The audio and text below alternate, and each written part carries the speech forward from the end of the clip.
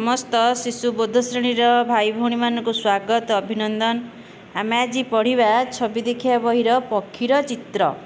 आम आज देखा विभिन्न प्रकार पक्षी अच्छा। यह गोटे काऊ, काऊर रंग कला, कोइली, कोइली रंग भी कला, पारा, पारा पारा देखा धला रंगर एवं धूसरिया रंगर अच्छा। शुआ, शुआ हूँ सबुज, तार थंट लाल। घर चटिया, घर चटिया आम आज ये चित्र देखा कौन कौन होउछि। पाराटी आकाश रे उड़ुछि, काऊ डाल रे बसी का का राबुछि, शुआटी डाल रे बसीछि, तार नालिया थंटटी भारी सुंदर। घर चटिया बारंडा रे बसीछि, से कांथ फांकरे थिबा ता बसा को चाहुछि।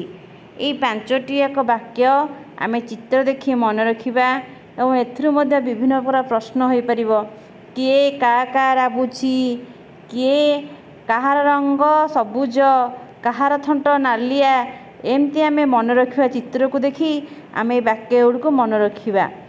धन्यवाद।